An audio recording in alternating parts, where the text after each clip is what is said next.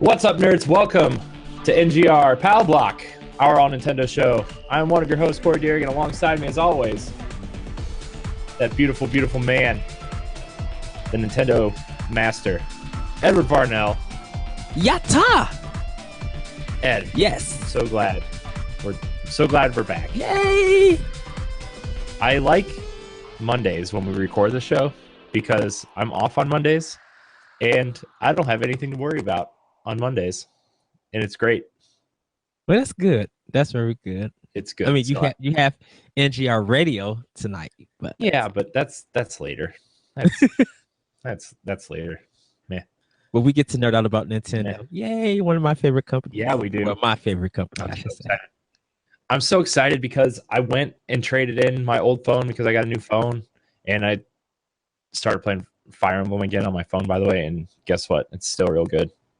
Fire Emblem Heroes is very simplified version of Fire Emblem, but it's really good when you just need a quick palate cleanser from the exploration of Zelda that I am now 90 plus hours into.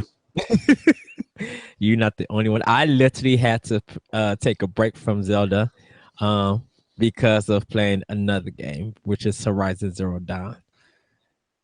And I can honestly say that game and Zelda are two different things. Like, they are literally separate. Yeah. I mean, I don't know when people are going to start not classifying open world games as a genre anymore and just kind of say, okay, this is a action and adventure game in an open world, or this is a action role playing game in an open world, or this is a exploration game in an open world. Like, open world is not a genre anymore. Like, you look at like the three like major styles of open world, like GTA and Horizon and Zelda and The Witcher are all four completely different styles of games. But it's so weird when people try to classify them all as one genre when they're clearly not. I think it's because you could go anywhere. Like, there's no limit and there's nothing linear when you're not giving a mission. Whereas Zelda, you create missions to go anywhere. So Zelda is kind of like on a whole different level than what those other games are. And just a quick plug, I got a blog out called Fresh Freedom that I wrote about for NGR, which talks about, you know, how fresh it is to play games and stuff. But when it comes to Breath of the Wild, there's just a freedom that feels fresh. Like, I'm not limited to anything. I don't have really no mission structure. If I want to do a mission, I could go ahead and do a mission, but I make whatever that mission may be, whether it's I want to follow the story or I want to see where a shrine is at. And there's no direction. There's no point that if I place something on the map now, I need to go to that. No, I could take everything off the map and just go. Or I don't even have to get the towers to find out what the map looks like and just go anywhere that I want to go. Where I feel like GTA is like you have side missions and you have to go to point A to point B, because when you don't have nothing else to do, what you're limited to being restricted to, if I hit somebody, I know I gotta my consequences, I might get a star. Now I have to deal with the cops. Or if I cause any destruction, now I gotta fight an army or something. And none of that is in like Breath of the Wild. There's no punishing factors unless you want to be punished. Yeah. It's what you said was on point. I don't know what I was going to add, but yeah. But anyways, I traded in my old phone because I got a new phone, and I paid off a bunch of Switch games because as much as, you know, anybody who's been following me the last 3 years and this show and NGR and old shows, I'm not the biggest fan of GameStop most of the time. But I took in my old phone and I checked what the trade-in credit was going to be on the app, and it said $110. I was like, okay, enough money to pay off, Mario Kart and Puyo Puyo Tetris, and I'll put a little bit more on Lego City. And so I went in and I traded it in, and they were like, we have a 50%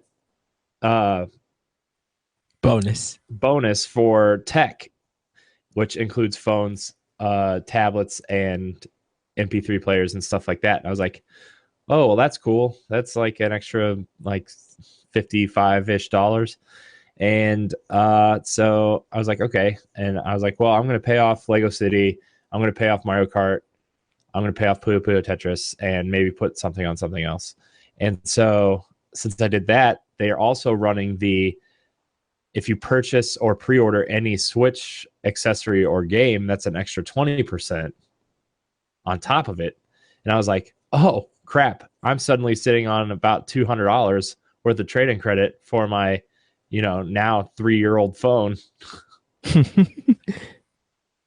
was like, wow, that's a good deal. So I ended up paying off Lego City, Mario Kart, Puyo Puyo Tetris,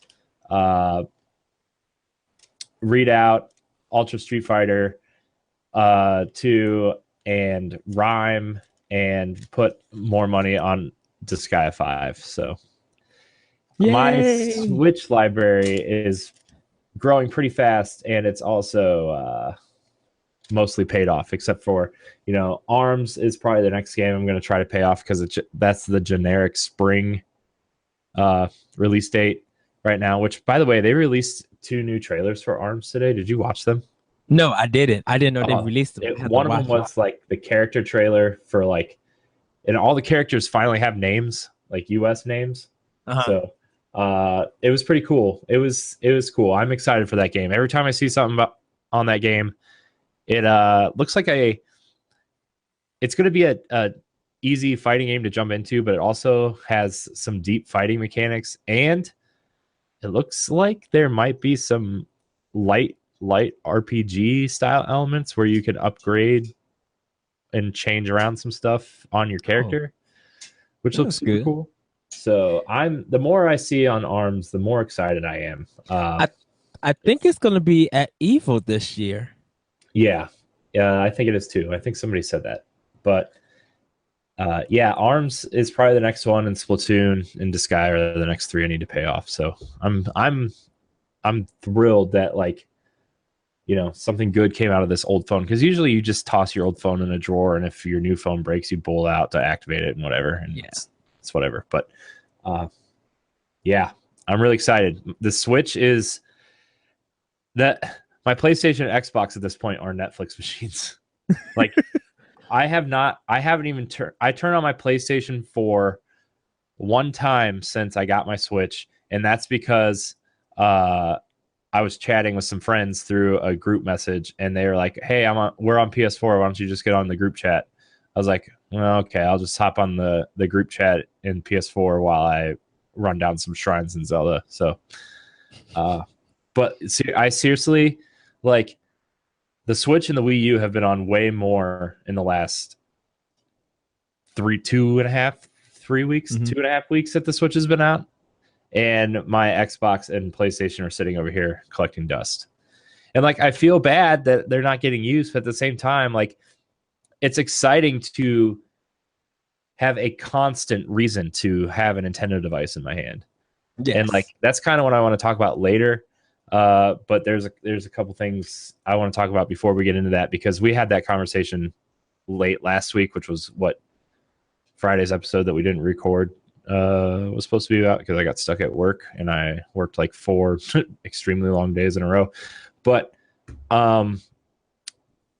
sorry, I've been talking a lot. Ed, what have you been playing? I finished the Order 1886, and it's a bland cover-based shooter that lost its way. And like I mentioned earlier, Horizon Zero Dawn. And this is the thing that I'm coming to realize about Sony, and I'm getting very disappointed in them. I'm hating how they do narrative. I hate how they do these stories, or they need to edit it. They need to be edited better. They need to be more creative. Uncharted 4 suffered through this. the Order 1886 didn't know what it wants to be, and Horizon pulled the same crap off. And it's getting problematic for me because I feel like God of War is going to go do the same thing. The last game from Sony that I enjoy as a story, and you kind of have to figure it out, is The Last Guardian. Like, and I pretty much gave it like a 10 out of 10. I think it was one of PlayStation's best game of 2016, even over Uncharted 4. And it's just, I mean, I'm enjoying Horizon for other reasons and stuff. It looks pretty. I like the color uses that they have, but the story and their narratives is just, it's just horrible to me. I don't, and it needs to be better. I played a little bit more of Breath of the Wild, of course. Got some more shrines. There, I'm still hunting for to get some material so I could trade them in. I need to get my glowing skeleton outfit in Gerudo Village. So I can't wait till I do that. Glowing skeleton? What? Wait, what? Hold on. What? What? What? Okay. I will leave that under wraps. That's a spoiler. Wait, hold on. No. No. What glowing skeleton costume? There's a shop in Gerudo Village that you have to find the password. And when you get in, you could buy some outfits there. Nope. And I gotta check this out.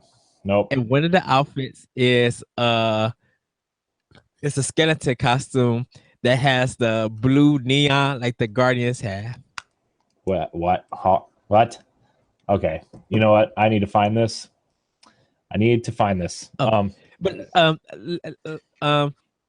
So I've been doing that. Buying some pieces here and there, and just really still enjoying Breath of the Wild. I think I'm planning on going to another temple to progress the story. Because I know Death Mountain and stuff I plan to do last. I think that's gonna be the last temple that I do. And then find some more shrines, do some more Kuroko Sea adventures. Because I've been finding a lot of that stuff. And then I'm gonna go and finish the game. So I can be ready for that discussion. But I've been talking about hearing people talk about some more Switch games, and I really can't look forward to. I said I can't look for. I can't wait till June to get my Switch because, like you, Corey, you're going to have a long library. Some of my other friends, they're getting good libraries for the Switch, and I cannot wait to have the games that everybody else is having and playing it for myself. But for right now, that's all I've been playing. Looking forward to get Nier soon. Looking forward to get Mass Effect. But right now, Horizon Zero Dawn is kind of my main. That's I took a vacation so I could play more of that. And I'm enjoying it. I'm learning things, getting my tail whooped here and there, but enjoying the time that I'm playing it. I'm still playing Pokemon Sun. Got to get further in that. Like I'm still at the beginning. I have a problem with what? I was just gonna say I almost bought Pokemon. Like I've been going back and forth to wait to see if like Pokemon, Pokemon Stars, if that's like a real thing, if it's gonna come to Switch or not, or if it's like, the next Pokemon game is going to be the third game in the Sun and Moon series, and if it's coming to Switch or not. And I was like, you know what? I haven't played Pokemon in a long time. And I haven't bought Pokemon Sun or Moon. And I almost was going to be like, okay, I might pick it up today just to have it and try it out, on my 3DS. And then I read that article that Pokemon Company is hiring who have experience in making high-res textures for tablets and Wii U. I was like, No, no. So I don't think there's going to be a Pokemon Stars. I think it's going to probably be maybe Pokemon Dungeon, Mystery Dungeon. It might continue that series on Switch, or it might be maybe another Pokemon tournament. Who knows? But they have to deal with Namco with that. So that one is or even maybe Pokemon Snap. They might bring something back. I think the original series of Pokemon is going to stay on handheld. I don't think it's ready to come to console yet. As much as people want it, I think it's going to be another side game for Switch. I'm really hoping it's a mainline one, honestly, because it's been so long since I played Pokemon. But sorry, I didn't mean to interrupt you. That thought came into my head and I just had to blurt it out. That's the news thing that we was going to hit on anyway, so we had to talk about it. Yeah. So but man, it's been all Zelda for me still. Like I checked my in-game time and it says 90 or more hours on Zelda. And I still I spent 90 hours with that game and I still can't wait to go back. Like, I don't remember the last time I was that enthralled with a single player game. I don't think I've ever been that into a game that's a single player experience. This game is just, it's huge. It's captured. It's not only huge because I've played big games before, but I've usually gotten bored with them after 30 or 40 hours and I'm like, okay, I'm ready to move on. I'm not ready to move on from Zelda. But there's so many I'm just not ready. There's so many new discoveries. I'm finding treasure chests in the river. Trying to figure out okay, there's a metal chest. Maybe I'll get 100 rubies. Maybe I'll get some kind of weapon or something, and I'll get it up. There's just discoveries upon discoveries in that game. Yeah, and I was walking through Zora's Domain looking for a shrine because I'm really trying to at least do all the shrines before I go fight Ganon. I haven't fought Ganon yet. I've completed all of the divine beasts, but I haven't fought Ganon yet. And I'm in Zora's Domain looking for a shrine. And I'm under one of the bridges in the main hub area, and I see a trident in the water. And I pulled it out, and it was this really amazing trident. And then I'm walking around Zora's Domain, and there's a side quest that involved that trident. Yeah. And I was like, whoa, what? I was just trying to get somewhere, and I found this, so I pulled it out and kept it, and it had to do with a side quest. It was awesome. Did you get the shrine? Yeah, I found it. Okay. I'm trying to figure out, if you're watching the video version, this map has been sitting on my floor for 2 weeks ish, and I'm trying to do it region by region, trying to clean up the shrines that I haven't found. So did you find the shrine? I think it's off the coast by Robbie's Ancient. It's it looks like you kind of got to fly there, and it looks like a maze. Yep. Yeah, I did all the maze ones already. Okay. Because there's some pretty cool items you get by doing those ones. Yeah, because I did that one. I did another one where you kind of got to fly to the shrine and then climb up, and then you get in and they give you the piece. I did that one that's by Robbie's. And I think there's some more, but I'm just missing. There's one of them, I think, by the rainforest. They got this kind of, it looks like a dead bone in the sand. And the shrine is somewhere around there, and I can't get it. I think I know it's close by this. I know which one you're talking about. It's yeah, I know which one you're talking about, and it's cool, man. It's oh my gosh, I want to tell you, but I don't want to tell you. I want you to figure it out, but it's also super hard to find if you just don't know that that's what you're looking for, and you've probably walked right past it about 65 times. But does it have anything to do with that skeleton that's in the sand? Uh, kind Cause of. see, cause see, I there's There's a monster there that you need to fight. that I have to find. You have to fight it. Yeah. I mean, it's gonna probably be that skeleton. I probably have to fight it at night. Uh, I don't remember. I think I just happened to find it at night. Maybe it might be a nighttime thing, Okay. Cause it keeps but I'm not and I'm like, 100% sure. where is this shrine at? Oh, and I did I don't know if you did this. There were it's a mission where Vo and a Garrido is standing by a lake and they're like shy to, or the man is shy to Yep. ask the Gerudo that he's in love.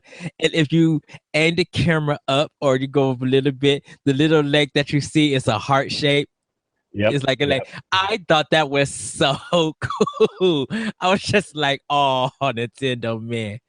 Yeah. It's man, Zelda is a cool game. It is a cool game, and I can't like, man, if this is their first effort at like a real open world Zelda game, like, what is the second one gonna be like? Like, I, man, I, it's cool. I I implore everybody go on YouTube and watch the Zelda GDC discussion, Hmm. and you will be amazed on what they did for this game and how it came about. Because when I watched it Saturday, it's like an hour and a half, and I got a better appreciation for this game. Yeah, Like I they just like they said that, yeah, we went because they used the Havoc engine and the stuff they did with that engine and the reasons behind it is mind blowing, dude. It is really good. So if you guys see, when you see this video here, this podcast, do check it out. If you haven't, I mean, if you already have, we watch it again and like kind of play a little bit more close attention and just be like, wow, because yeah, they was doing stuff. Oh, go oh, ahead, Corey. I was just gonna say that I was watching the one on that they did a making of documentary on YouTube as well, and I watched it on my Switch because it's in the Zelda store eShop, the eShop store on the Zelda page, and they're releasing like 20 to 30-minute documentaries on the making of Breath of the Wild and the challenges they went through and the research they did and stuff. It's cool. It's, man, they really did a lot of work. Yeah. Oh, Like, man, so good. Even for the art, dude, like what they how they thought about it, I was just like, wow. So Yeah, that's our yeah. Zelda talk for today.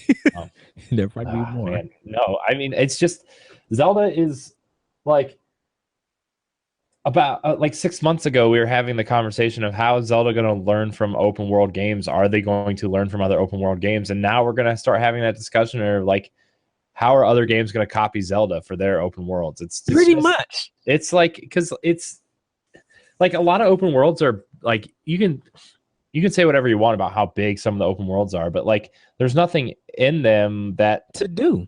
like, yeah, there's certain hubs that have a lot going on in these certain hubs, but in between each town or each castle or whatever you're looking for, there's not really a lot to do. Whereas in Zelda, every like 15 to 20 feet you walk, there's something or someone or ruins to explore or a town or a camp or a stable or a monster cave or something. It's just I don't know, man. Nintendo really did something special with this game, and they just reiterated to the world why they're like they are some of the best, if not the best, developer in the entire world. Because they changed every perception of what a genre of a game could be, whether it's through control. Because if you look at Super Mario 64, it brought an analog and it showed how 3D could actually work well. Legend of Zelda Ocarina of Time changed not only the Zelda franchise, but gave us the targeting, locking on, and how that all works about. Now it's like open world is now looking at Zelda that how do Grand Theft Auto learn from Breath of the Wild? Now, how does that game become more open world without having the same design that game has been known for? Because to do the things that you do in Zelda for Grand Theft Auto, you have to use a cheat code. You can't, or it has to be modded. You can't really do the stuff that what Zelda is doing in this open world platform. You can't do that in Grand Theft Auto. So how does that game, or even Red Dead Redemption with Part 2, do they now look at Zelda and be like, okay, we might want to rethink some things? Like, now, how do they learn from Zelda, and apply it to their games? Because it's going to be like, this is a game of other companies follow the same format they've been known for those games. They're going to be like, well, Breath of the Wild did this better. Yep. So yeah. So your technique and your tricks that you pull from the game from the franchise that we might have known and love doesn't feel the same, or it feels kind of played out. Yeah. And like you look at what's going to happen is the next open world game that comes out that's like pretty big, probably like next year or something. It's going to be the same reaction people had when Shadow of Mordor came out with the Nemesis system and wondered why games like Mad Max, Batman, and like some of these other open world games, The Witcher, didn't incorporate some sort of Nemesis system. That's what it's going to, that's the, like a similar conversation that we're going to have about Zelda in the next coming years. Like, oh, these open worlds are so big. Where's all the stuff to do in them? Like that's what the conversation we're going to have. And it's going to be cool to see what people will steal from Zelda and imply in their old worlds, but like it's all going to lead back to Zelda. And then we're going to get the next Zelda open world game in probably like 4 to 5 years and say, look how Zelda evolved their open world plan, and look at all the cool stuff you can do in it now. Right, because everybody, so exciting. People are crying out for fast travel like it is in Zelda. Like if you find a spot or if you could fast travel quickly anywhere, because sometimes they'd be like, well, because you're in a mission, you can't fast travel. So you're locked into that mission. Whereas Zelda is just like, you could be anywhere that you're at and fast travel anywhere at any time. And so people want that in the next open world game. Mm-hmm. Yeah, it's an exciting time to be a Nintendo fan, and Zelda has proven it time and time again in the last 2.5 weeks. Like I said, it's exciting to have a constant Nintendo piece of hardware in my hand. Yes, it's exciting. But we're gonna touch on some news stories real quick, and then we'll get back to the conversation that like we always do. We always go off the rails. If this is your first episode, welcome. We are off the rails all the time. So, where's all that stuff we were talking about earlier? Okay, so first of all, Pokemon Company is hiring for 3D modelers that are capable of producing graphics on a Wii U, PS Vita, and tablet style level. We kind of already touched on it earlier when we were talking about what we were playing, but what do you think this means for Pokemon? I think it's Pokemon Stars. It's going to be an HD version of Sun and Moon. I honestly think that. I do not think they would put a Pokemon game like what's the one that you said earlier? Ranger Pokemon Mystery Dungeon. Yeah, that one. I don't think they would do that as their first Pokemon game on a new platform. I honestly don't.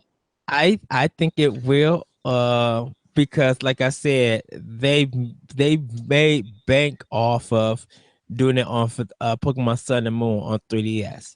So, and since there's a lot of content and new Pokemon still dropping out for there, they want to keep that separate. I don't think they're going to bring that I don't think it's going to be a Pokemon Star Games.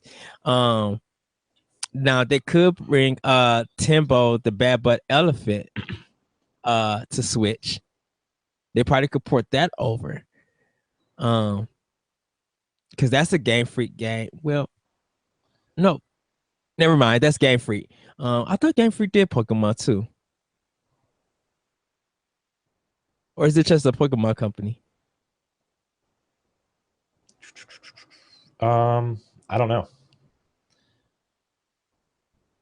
I don't know. Oh, well, anywho, I think it's gonna be one of the side games like Pokemon Snap,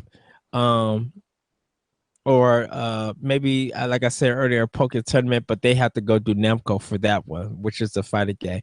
So, or it might be an actual whole new IP. We don't actually know if it's going to actually be Pokemon related. Because yeah, it is. I know it is coming from the Pokemon company, but they may actually try something different that's not Pokemon related. Got caught up with my door. Somebody knocked at my door. So Pokemon, I think it's most definitely going to be a Pokemon project. I think it's going to be.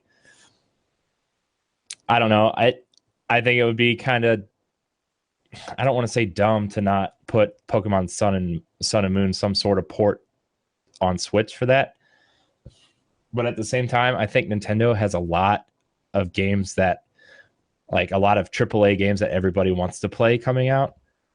And so maybe a spin-off game would be okay for Switch, and the next mainline Pokemon game would be next year. But I think the next mainline game would probably be, if 3DS is still going strong, that'll be the next mainline on 3DS. If not, and then Nintendo announced a new handheld, that would have the next Pokemon. Maybe Pokemon Puzzle League. Maybe it'll be a puzzle game with the Pokemon company. I was talking about with Mystery Dungeon Online that it might be online or co-op, so it might be up to 4 players, whether they have their own Switch or sharing the screen. And if you die, you get connected to someone else, or you could probably come back, but you have to try to fight your way to get back with your crew. Yeah. It's going to be interesting. I'm always excited to see what Pokemon Company does because they do some really cool things. It's going to be. I'm excited. Yeah. I try to think of something fun to say, and then I'm always just say I'm excited. So I'm sorry. I'm sorry. But okay, so you brought this to my attention earlier today. Secret of Mana 3. They're showing it running on Switch, which is super interesting. So Second Detsu 3 is will actually be Secret of Mana 2 here in the States. It never came out, but it did get, like, I believe it has an English localized. I think someone did a fan translation for it, but I think it was planned to be released in America because they did localize the English version of it, but they just never released it. And this is follow up to Secret of Mana, which was a Super NES CD game that when Nintendo didn't go through with their CD plans, they put the whole game on the cartridge. So this would actually be a first release if they decided to put it on Virtual Console for America. And because this Switch is region free, if you get a Japanese My Nintendo account, you'll be able to buy the game and play it on there. Yeah, I am excited. I think that those games were super pretty on the Super Nintendo. Yes. I think the co-op thing was kind of a little bit ahead of its time for an RPG at that point. It does some cool things. So we get another one of those. Yeah, you can pretty much count me in to play some of it. So next thing, the 2 Sonic games coming to Switch. The Project Sonic 17 got a name, Sonic Forces, and Sonic Mania got delayed to summer so it can be released on all 3 platforms simultaneously. Yay. How do you feel about this? I'm excited for Sonic Mania. I'm not too sure how I feel about Sonic Forces. Sonic Mania, I just like you, I look forward to. Sonic Forces looks boring. Like this has already been done before. I understand that.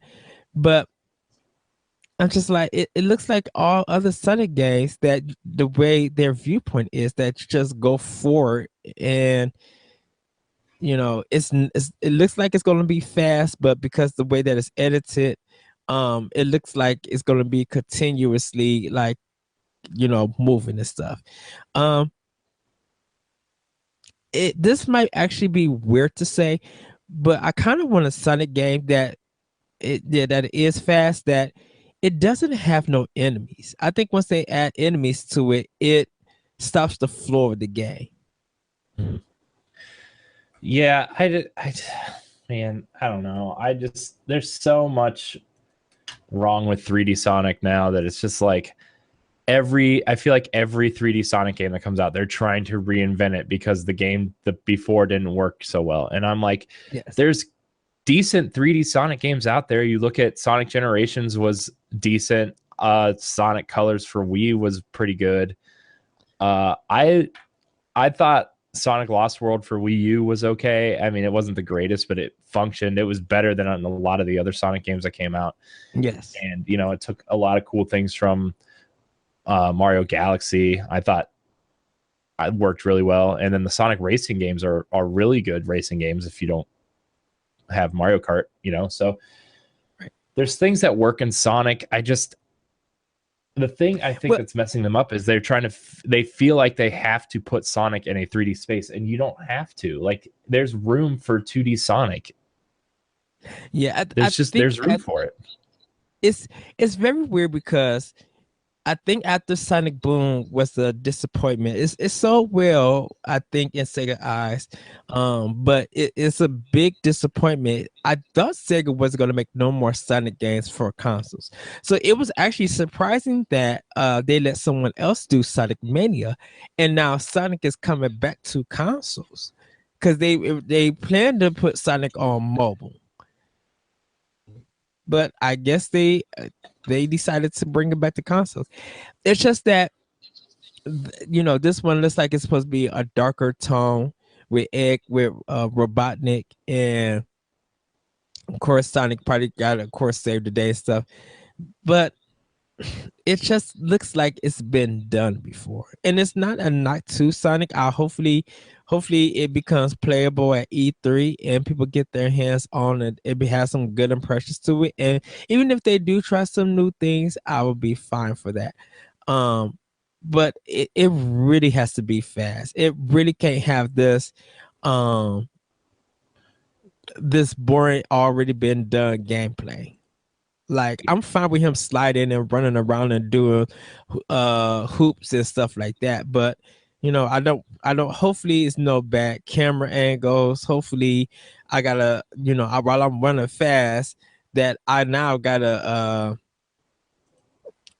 jump and now hit different enemies and then land and then start running again to build up momentum for speed. I hope they don't do anything like that. Yeah. I don't know. I really liked what I saw of Sonic Mania, and that really got me excited, especially being a fan of Sonic 1 and Sonic 2. I really still think that Sonic 1 is the best Sonic game.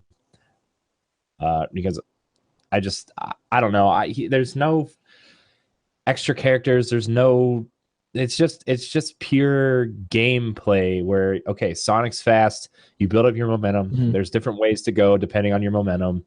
And when you get to the end of the levels, like, you fight Robotnik, and that's it. That's it. It's simple. And like, once you start adding all these different, like, the characters are fine, okay, whatever. But then you start adding, like, there's too many enemies and obstacles in the way, and that's what takes the fun out of Sonic. The point of Sonic is fast and the momentum, like moving your momentum to jump across gaps or going through loops or getting the coin or the rings that you need to get and the bonus stages. Like those are what makes Sonic fun, not the obstacles that are in the way.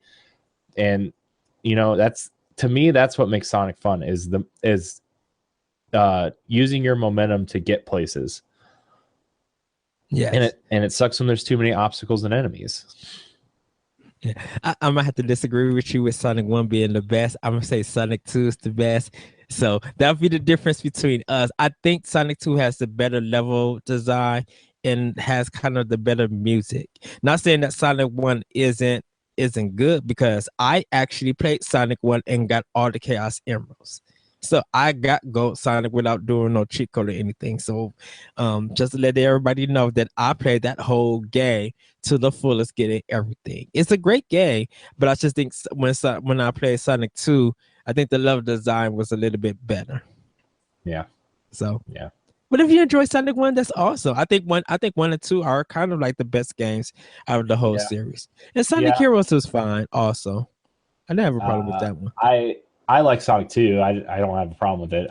I personally just prefer Sonic 1. I think the art style is cool, and I think, I don't know, I just prefer Sonic 1 over Sonic 2, but not to say that like Sonic 2 is a bad game or anything. I just, Sonic 2 still has the best bonus mode. I like that one better than Sonic 1's bonus mode, because I struggle with Sonic 1 bonus mode, but I did it. But I'm excited for Sonic Mania. I think it's going to be a good change, no pun intended, change of pace for Sega. Wow, I can't believe I just said that. But sorry, guys. I'm just, wow. Yes. I hate myself for making that pun. Don't. Let's switch the conversation. Speaking of Switch, the Nintendo has announced they are doubling production on units to get them out for people to have in their hands, which is exciting. They are planning to have more units out in stock by the end of the year than Wii U sold in a lifetime, which is great. Yes. Great news. And let me tell you, what excites me about the Switch more now is that you and I are old enough to where, we grew up on Nintendo consoles, and, we like Nintendo for the nostalgia factor, for the franchises that we grew up loving and stuff like that. Mm-hmm. It's exciting to see kids that I work with excited for Nintendo because of what they're doing now. There are so many people that I work with that are 10, 11, 12 years younger than we are, that are excited to buy a Nintendo console because they can play games on the go, and they're excited to take it with them, and they just want to have a Nintendo console. And that's super exciting. Like, it's so exciting to see that. Yes. Like, because people people always tell Nintendo fans that, Nintendo's going to die once that original generation is done playing games or not as into Nintendo as they were. And now you see this younger generation coming up that's excited for Nintendo. And the fact that Nintendo is acknowledging that and doubling up production so that those people can have it is just so exciting. Sure, it's exciting to see adults who said that, Nintendo wasn't for them have come back and realized that what Nintendo has always been about, that tradition has still carried throughout their systems. And now with Switch, with it being on the go for a lot of adults, they can still have some great games to play. Instead of just waiting to do like Dark Souls on their Vita or anything, you get like a full game experience on the go. Yeah. And Zelda is like the main reason to own a console, but like if you're playing this device on the go, like if you're playing Shovel Knight is perfect on this screen, Fast RMX is awesome on the screen. Snipper Clips is one of the best multiplayer games I've ever played, and people are buying. Like, my friend is going to New York next week, the one kid that I work with that's super excited. He's a lot younger, but he's a cool dude. He's going to New York and he wants to go to the Nintendo World Store. That's like his number one thing to do while he's there. And that was cool to hear. Just like, we weren't even talking about games or anything. He was just talking about vacation. He's like, yeah, I can't wait to go to the Nintendo store. And he's like, I'm trying to save up because, if I hope they have Switches there because I'm going to buy one while I'm there. And like, that's how we got on the conversation of Switch, is that he was excited to go to the Nintendo store and maybe purchase one. That kind of conversation just kind of blew my mind, because those aren't the conversations that people were having, 6 months ago, a year ago, because like, we didn't have it in our hands. People were excited for other things, but like, we have a lot of big games out now, like Horizon and Ghost Recon, and now Mass Effect comes out. It'll be out by the time this episode goes up. And it's exciting that people are more interested in what Nintendo has to offer now than those games, right. Which, outside of like you and me and a couple of our other friends that are huge Nintendo fans, like, people weren't talking about the Wii U like ever, outside of like our friends and groups on the internet. Like, and that's going to be where some of the regret comes in, where people not playing Wii U. And not saying that the failure of the Wii U didn't help the Switch. I think it made looking forward to Nintendo's next system very helpful. And stuff like that. I think people are going to get to a point in their lives to be like, you know what? I really wish I did play the Wii U, even though they'll have the Switch and stuff. And I think once they get their hands back on the Wii U and they pick up games that a lot of people have recommended to play, whether they like it or not, they'll probably be like, well, this game was good, and I just don't understand why it didn't sell and stuff. But like for Switch, for a lot of people, definitely with Nintendo doing double production and stuff, I think it's going to take more for Sony and Microsoft to prove why is it they need to own their systems. Where Nintendo, just with Switch and stuff, everybody's just looking at it and be like, okay, I want that. There's nothing about the system that needs to be proven to me. I've seen that I can take it on the go and I can play full games. That's good enough for me. Yeah. I'm glad like Nintendo is actually like saying their messaging is all correct. Once these a few tweaks to the UI and the update to the eShop come out, like, honestly, this system is perfect for what they're marketing it as and what people are seeing it as. It's the portable you can plug into your TV, and I think that's what a lot of people want from Nintendo. And I think I don't know, they're doing a lot of things right with this console, and a lot people are noticing. They don't give you no techno babble. They're not worried about games being in 4K and things being all realistic graphics. They'll be like, we just want to provide you guys with a system that you're going to enjoy, have fun with, and be comfortable with.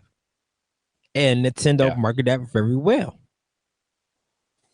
Yeah, and I'm excited to play a lot of the games that Nintendo has, which, I kind of want to get into that now.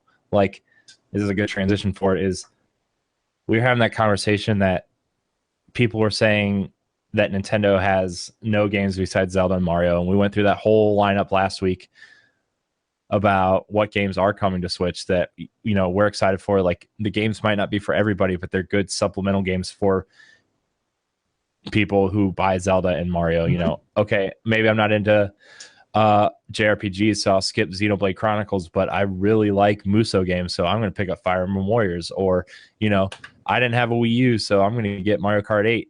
And, I'm not really into shooters, so I'm going to skip Splatoon, but I'm really into fighters, so I'm going to try out ARMS. There's a lot of cool stuff that are supplemental games, and that's the big thing. Is like, we talked earlier this weekend about how people say Nintendo has no games, but we named up a variety of different games, and then they come back and say, these other systems have tons of games, and they name off a bunch of shooters that are essentially doing the same thing. I And think like, a lot of people feel like Nintendo don't have port games. Guess what? People are not caring about Titanfall 2 now. Like, I don't care if Titanfall 2 don't come to Switch. Why? Because I got Splatoon 2. You know, everybody's gonna be playing the Splatfest this weekend, like the test trial this weekend. People are gonna be playing that. So guess what? That's what everybody's going to. Hopefully there's some good impressions and it runs great, because when Splatoon come out, people are not going to be thinking about Titanfall 2 or Call of Duty. Everybody's going to be on the weekends getting, setting up games for Splatoon 2. And then they announced that it's 117 games planned for 2017. Like there's tons of cartridge-based games and digital games that's coming to the Switch. People got to remember, this stuff takes time to build. I think like old ports of stuff coming to Switch, I'm not worried about that. I'm worried about the stuff. I want the stuff that I know that this game can't be done on PS4 or Xbox. And I'm not caring about it looks pretty, because looking pretty can only get you so far, aka The Order 1886 is the prime example. Mm-hmm. Yeah, and I like, there are some ports that I would love to see on Switch because they fit Nintendo's portfolio so well. Like, we talk about Axiom Verge and Hyper Light Drifter a lot. Mm-hmm. I think Darksiders fits well on Nintendo. Like, it's a it's a quote mature game, but it has that cool comic book style with a lot of cool like Zelda-esque features to it, and the combat's super fun. Bayonetta, I would love to see either 2 get ported or a third one on Switch.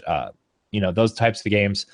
And, a lot of people, I mean, it's been proven over and over and over and over again since the N64. Like, people buy Nintendo for Nintendo's games and games like Nintendo games. They don't buy it for, Call of Duty. Like, that's fine. I don't need Call of Duty on my Switch. I don't need Titanfall on my Switch. I don't need Overwatch or Destiny on my Switch. I like my Switch for the experiences Nintendo can give me. And those experiences are 1,000 times more refreshing than, oh, we're going to go from Call of Duty, which is a modern-esque shooter, to Halo, which is a futuristic shooter, back to, Titanfall, which is a futuristic shooter with giant robots. Like, these, as much as I like all of those games, like, they're 95% of the game is similar, and everything you get on a Nintendo console is its own experience, its own separate, different experience.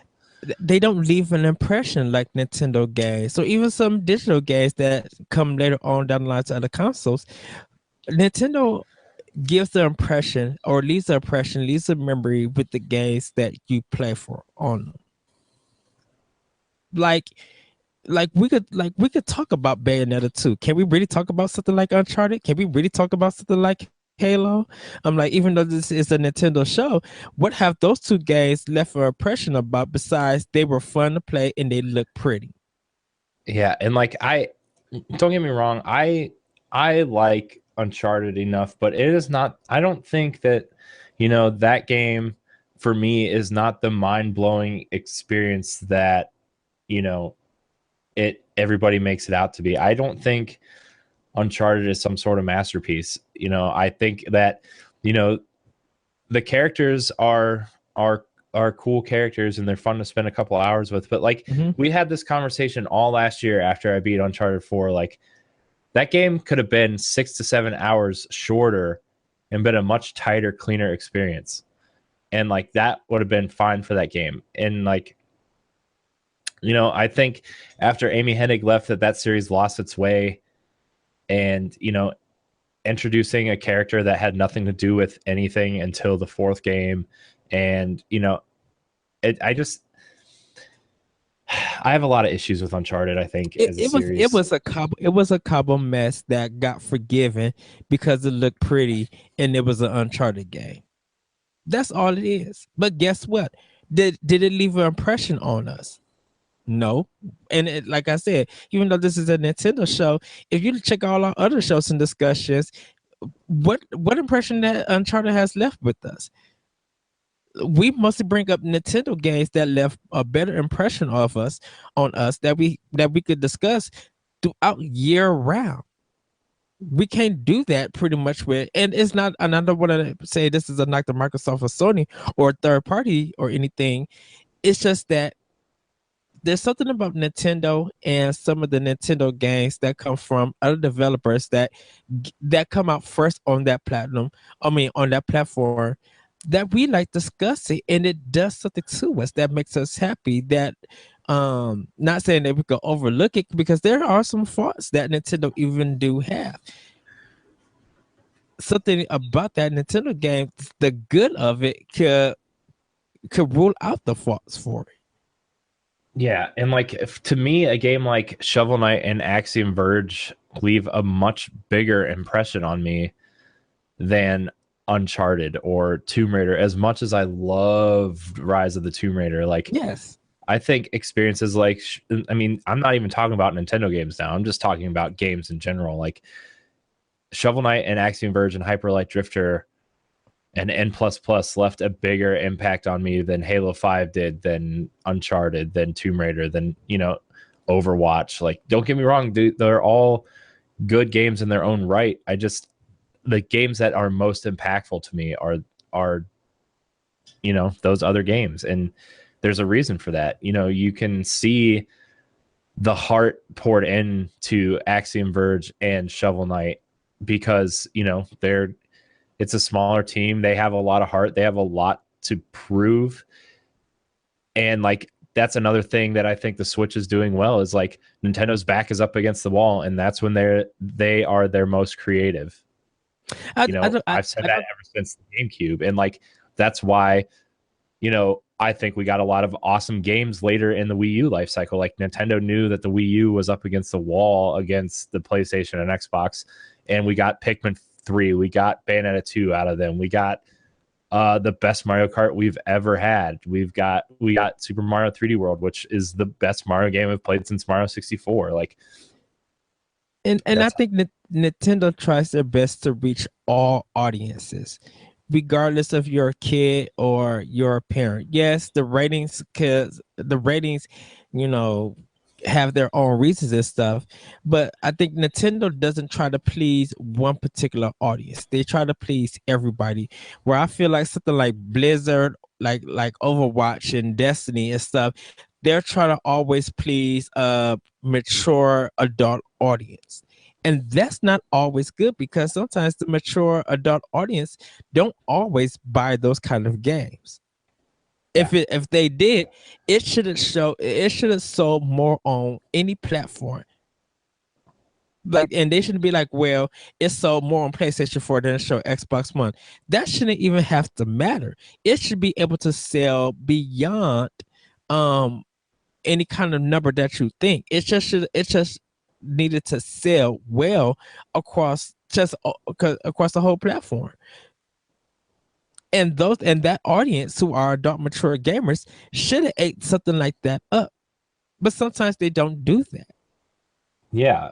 And I love Nintendo for making these experiences. And, I cannot wait to see. I mean, we read that whole list of the games that are coming out in the next 18 months alone. We're getting 2 Fire Emblem games. We're getting Mario Kart 8 Deluxe, which Mario Kart 8 is my favorite Mario Kart by far now, on top of Double Dash. And like, we're getting that cool new battle mode, which is awesome. Splatoon 2 is going to be bigger than Splatoon because just based on excitement for the Switch. We're getting Xenoblade Chronicles 2, which is awesome. Yes. And ARMS, which looks like an awesome fighting game. And we're getting cool experiences like Rime. Rime looks like Journey meets Wind Waker, and that's exciting. And I think people are going to I, I think people are going to fork over the extra $10 to play it because they're going to be like, I want to play this game. If it's good to play on anything other platform, I want to play this game on the go. I want to continue to solve puzzles and take up my time. Well, it's available on Switch, and Switch offers that. I'm gonna do it on Switch. Yeah. Yeah, like that's what I'm saying. Like, I didn't get into Elder Scrolls at the time. Like, we didn't even mention that. Like, FIFA and NBA 2K18 are both coming to Switch, which is awesome for portable gaming. Like, Yes. having I like sports a lot. I like Madden and I like NBA 2K18, but or 17 and stuff like that. But I didn't buy the last couple versions of those games because, I don't want to pay that $60 for Madden when, there's all these other games that I wanted to play, and I had very little game time because my consoles were hooked up to a TV in the other room. Like, so I was just like, okay, well, I can skip Madden this year because I'm not going to get my money's worth out of it. If Madden comes to Switch, or like NBA 2K18, if I can just play my franchise mode on my Switch and play on the couch, play like 1 or 2 games while we're watching TV, that to me is super exciting. Like, that's going to get me back into the sports games, because like I love sports games, but they're not worth the time that I didn't have before. And now that we're getting that, like, yeah, I'm going to buy FIFA on Switch because A, I want to support the console, but B, I haven't bought FIFA since 2013 on my Wii U. Like, that was the last time I bought FIFA, and it's super exciting to me that I can play a match on my couch. I think once switches, I think once Switch gets into more people's hands, I think those games are going to sell more on Nintendo consoles than they will do for Xbox One. And I'm not trying to knock Sony about sports games and stuff because they sell the MLB. The show is one of their top sports games that sell on that system. But when it comes to FIFA, if they're able to get it on a Nintendo console, they will. Parents will buy it on the Nintendo console because the kids are going to want it. Now, adults may want the Xbox One version because of the online, but if you see people playing, like say at the latest PAX or comic convention, and or maybe a meta tournament and stuff, and you seeing people practicing on Switch against other people in real life, that's good business, and EA should take a look at the marketing and be like, okay, we thought that the Xbox One, or PS4 version is what everybody playing on, but we're making more money off of Nintendo, off the Switch, because people are playing. There's no way to really cheat, but people are standing around playing playing our game on the Switch. Mm-hmm. So you see like a whole crowd of people laying about playing it. That's guaranteed sales for the Madden series. Yeah, for NBA and for FIFA and NHL. And I work in retail, and I see this happen. I see people ask me, do they got this game for that Nintendo console? Yeah, and it's like, there's a lot of people that I know that have fallen off of sports games because, they can't take it with them, or they just don't have time for it. And like, right, they still like to play them and stuff, but that's like, they can't because they don't have the time. But now that the Switch is super portable and it seems to be really popular right now, like, people are excited to get back. And I really hope, like, I know EA said FIFA is coming, but they don't have anything else to announce. But I really think a game like Madden would really do well on this, or, NHL when it ends up coming out at some point. Yeah. I have friends that are hockey fans that want to switch. They want to play NHL in their hands. And if EA don't mention this stuff at E3, it's going to be a problem for them. They're not going to see the return on their investment on those other consoles, because everybody's going to be like, well, I guess, and people going to be like, well, I guess Nintendo don't really. No, it's not Nintendo. It's going to be EA, because they have a chance to market all these sports games for Switch and realize that people will pick up the Switch version because that's what people want. If people are telling these companies that they want these games on this console, regardless if it sells a lot or not, take heed of that. You don't have to do everything physical. That's why we have the eShop. Make it digital if you want to, and have a better guarantee of purchase. Because guess what's going to happen? A lot of people are going to be trading in last year's versions at GameStop. I don't think many people are going to be trading in that same version for Nintendo Switch. Mm-hmm. Yeah, I 100% agree with you. I think, you know, I'm not saying like EA won't be successful on the other consoles, which they clearly will be, but I think they're missing a giant opportunity right now with the Switch's popularity to get their sports games on there, because, you know, especially like, you know, they're going to see, I think 2K is going to see a lot of success with NBA 2K18 on Switch. You know, I truly believe that. And I think, you know, the way people travel in Europe, I think EA is going to see a lot of success with FIFA. I really truly believe that. I think they're going to see a lot of success on the Switch with that game. And I hope that the company realize that, you know, if they have to downport those games because the Switch isn't as powerful as Xbox One or PS4, that it's going to be worth the effort, because people want to take these games on the go. Exactly. And you know, the Vita, as cool as that device is, wasn't quite, you know, on par, you know, controller wise or whatever with the modern consoles, but you have all the features that you want in a console version right here in your hand. Like, you have the clicky sticks, you have 4 shoulder buttons, you have face buttons, you know, you have ways to call audibles in Madden, you have ways to change plays in FIFA and NBA 2K18. Like, and people it's there.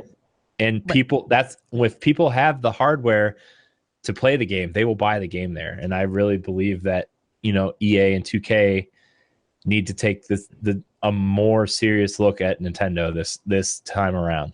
Because and I would say this to even Capcom. Watch, and hopefully people who are buying Street Fighter 2 for Switch, let's see how many people be like, okay, while I'm out, let me see who's playing Street Fighter and see if we can have a match against each other on Switch. People are going to be bringing their pro controllers. People are going to, of course, have their stands or whatever, and they're going to be like, let's go a couple of rounds and see how good it is. Mm-hmm. You know, and that story came out a couple days ago that Capcom said that we really want to put our games on Switch, but you need to add more RAM to your console. And Nintendo went out of their way to appease Capcom and added more RAM. And now Capcom has the Resident Evil engine running on Switch. They have the Street Fighter engine running on Switch. You know, I would be surprised if Marvel vs. Capcom Infinite didn't somehow make its way to Switch. If Switch is running Unreal Engine 4.2, it should be able to run Marvel vs. Capcom. Mm-hmm. Yeah, Capcom would lose out a whole bunch of money if they don't release it on Switch, because people are going to want to challenge people on the go. If I drive to Ohio and you got your Marvel and I got my Marvel, and we just happen to be at a restaurant waiting for our food, dude, let's throw out our Switch and let's go a couple of rounds and let's see what we can do while our food comes. That's the stuff that people are going to be wanting. Yep. Yeah. And I truly think that these companies want to have their stuff on Nintendo this time around. Like, you know, people say that you know, they want to be on Nintendo console, but like that a lot of it just feels like garbage PR speak. But now this time around, I feel like both sides are going out of their way to appease each other. And I think that, you know, we're going to get Assassin's Creed on Switch this year. I think we're going to get Ubisoft's good stuff on Switch this year. You know, Steep, they showed Steep running on Switch. Mm-hmm. And that game is a giant, you know, open world sports game. Like, that game is super pretty, and I didn't think it would be able to run on Switch, and it does. So that gives me hope that, you know, something like Assassin's Creed can run on Switch and Resident Evil 7. We haven't even touched people who are on these long flights. like Mhm. people who are flying everywhere, they're like, I got my Switch and I'm ready. Those games like Madden, those that NBA 2K, Marvel versus Capcom, whatever long big AAA game, that's gonna fill up the time when they're on late when people are on layovers, when people are in the air going to Japan or whatever. Like they're going to be. Oh, go ahead, Corey. Oh, I was waiting for you to be done, but that's why I bought this so I could play my Switch on the go. It's a battery pack. It's a portable battery pack that uh it says it charges phones and tablets like up to like 15 times on a full charge. And that's why I bought this. So, me and my wife are going on vacation in May. Uh and this is going to be the device that keeps me playing Switch on the flight because we have to go to the airport at like 5 o'clock in the morning and go through security and stuff. But that time from getting on the plane to boarding is going to be played on Switch. On the plane, Switch. Layover in Atlanta, it's going to be playing. We're going to be playing Mario Kart on Switch. Like we've already planned it out. That's why Puyo Puyo, Tetris, and Mario Kart are really important to us right now. Right. And they and a lot of people don't realize that because just like your battery pack, it's probably throughout the holiday season.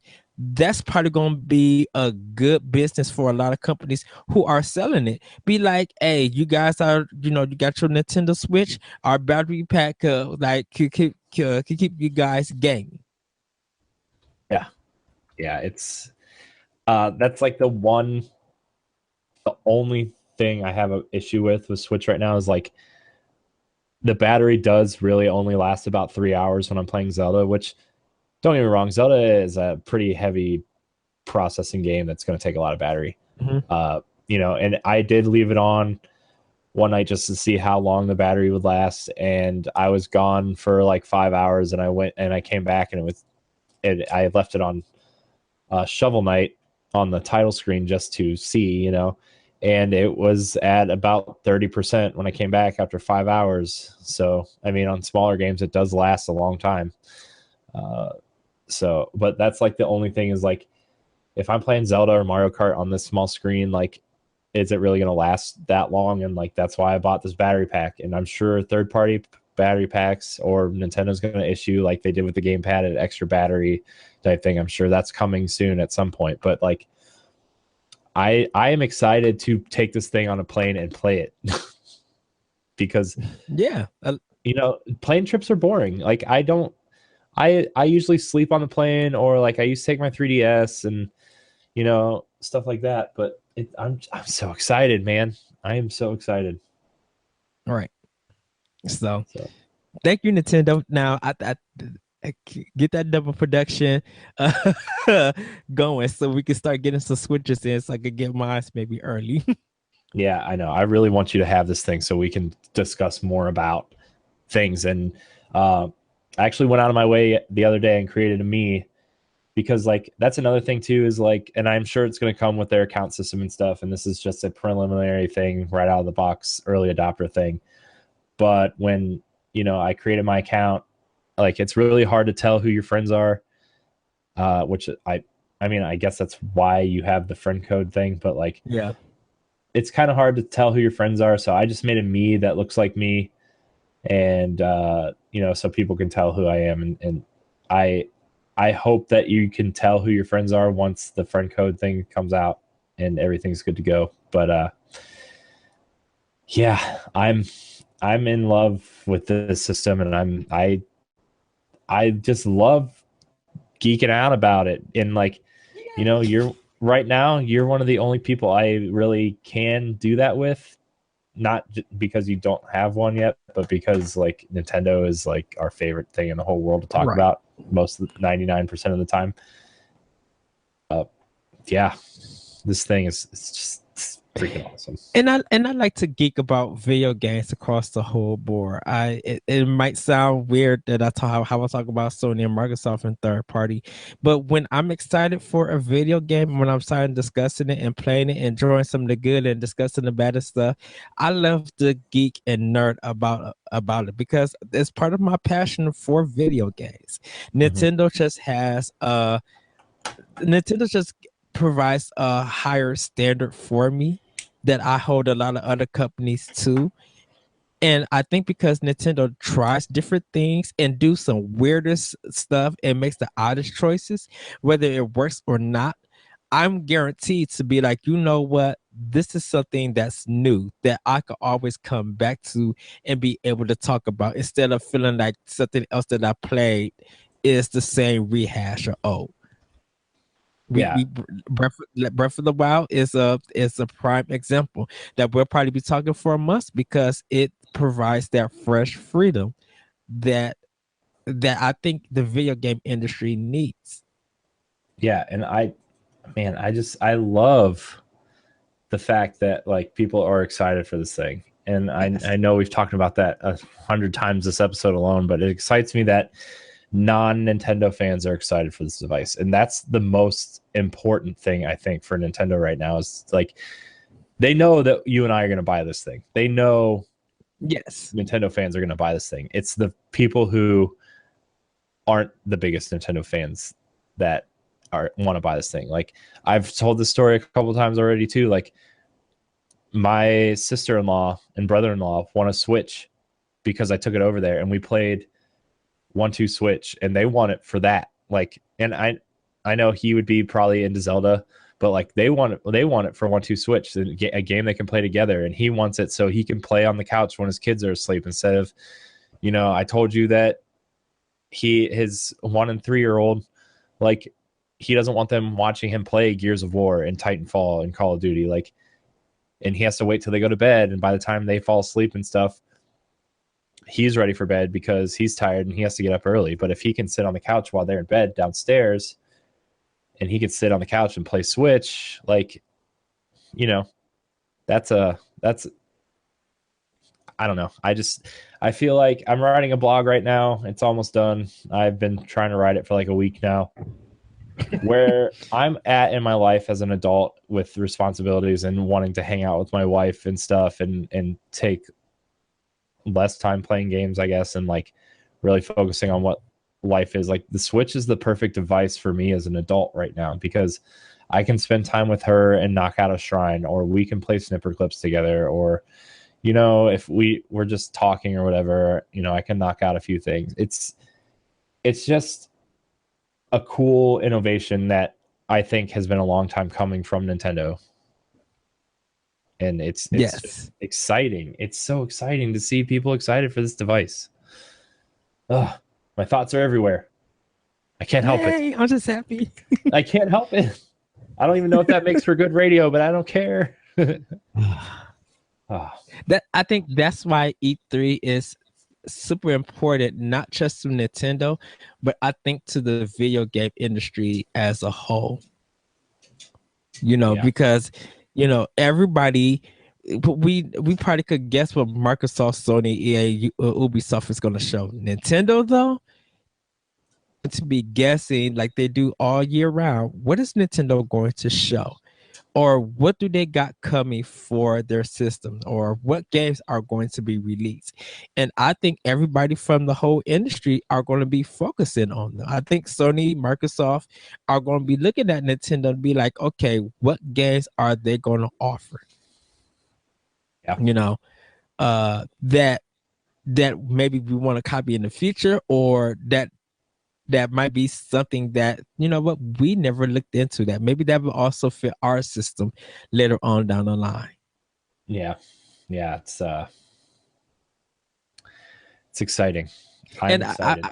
I would love to say, you know, shout out, and even though they don't watch the show, but like Phil Spencer and you don't know, Ishai, he'd be our biggest fan.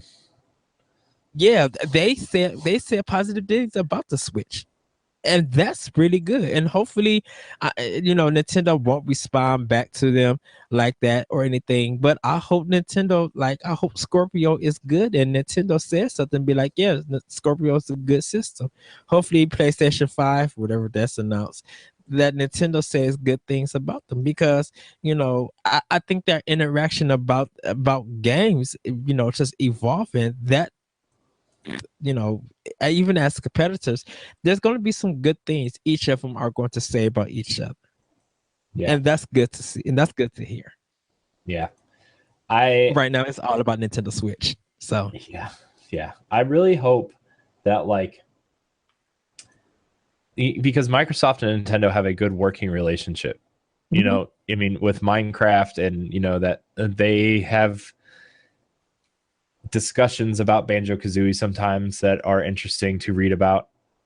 The one thing that comes up a lot in my mind is the fact that when Virtual Console finally comes to Switch, and Phil Spencer loves the Switch, that they will, like, Phil Spencer and Nintendo will talk, and Microsoft will release Banjo-Kazooie at some point on Switch as either a Virtual Console game, or maybe the HD versions of the Xbox 360 ones.